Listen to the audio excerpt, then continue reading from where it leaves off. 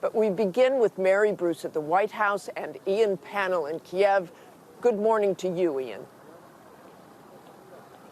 Yeah, good morning, Martha. That's right. So what we're seeing on the ground is more of these unsubstantiated claims of Ukrainian attacks in the east of the country. This is a pattern that we've really been seeing evolving over the last few days, and now saying that there have been attacks by Ukrainian paratroopers. But there's also has been increased shelling on this potential flashpoint in the east of the country. The OSCE, the Organisation for Security and Cooperation in Europe, recording a more than five-fold increase in ceasefire violations over the last day compared to the average day in 2021. Meanwhile, we're seeing the rebels mobilizing fighting-age men. They're evacuating women, children and the elderly in advance of what they say is going to be this all-out Ukrainian assault.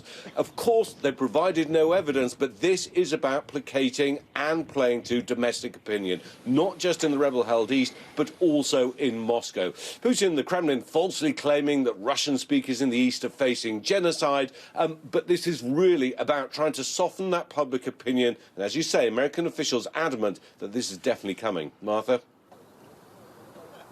And Ian, with the tensions already this high, Vladimir Putin personally oversaw these massive drills of Russia's nuclear forces yesterday, reminding the world of his country's nuclear might. Yes, that's right. Perhaps also seen as a warning of the kind of threats that could be brought to bear if anyone tries to interfere in what he sees as his sphere of influence. We're seeing, as you say, Russia test firing this nuclear-capable ballistic missile, firing weapons from the ground, air and sea. And, of course, we've also got those war games underway in Belarus, and we've seen war games take place in other parts of the country. Now, despite all of this hype, you know that the Ukrainian government here still feels that this is a play by Putin. This is about applying maximum effort to try and extract concessions from the government here in Ukraine, potentially from NATO and the Biden administration. And the diplomacy, although it feels like those days are waning, it isn't dead yet. President Macron of France speaking with Vladimir Putin earlier this morning. He's now on the phone with President Zelensky of Ukraine. People are certainly trying to revive some kind of process to try and keep peace alive, while really the drumbeats of war are banging loud. Martha.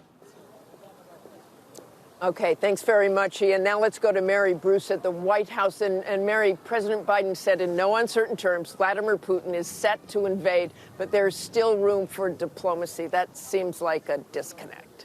It does, but the White House is intent on trying to pursue these two paths here. On the one hand, trying to call out Putin, going public with this intelligence. The president going that step further, saying he is confident and convinced that Putin has decided to invade, while at the same time trying to convey to Putin that it's not too late, imploring him that he can still pursue diplomacy here. Now, here at the White House, we're told the president is closely monitoring this situation. He's been receiving regular briefings and updates on events on the ground. And later today, the president himself will personally lead a rare meeting here at the White House with his top national security advisors. But we're told, based on the latest intelligence, based on what they're seeing on the ground, this attack could still happen at any moment. Martha. And Mary, of course, the White House has now made specific predictions about the timing and the course of the Russian invasion, despite the obvious risk to American credibility. They could be wrong. They could, and quite honestly, they hope they are wrong. Look, they are hoping that Putin will be persuaded somehow still not to go through with this. But the White House has been incredibly transparent here. It really is a remarkable, astounding strategy for this administration. They have been pulling back the curtain on U.S. intelligence at every step along the way, trying to call out Putin, trying to share what they know, the details about his apparent attempt to build a case for war, trying to call out the misinformation and the lies about Putin's playbook to justify an invasion. It's all really an attempt to try and beat Putin at his own game, Martha. Thanks so much, Mary. Mary Bruce at the White House.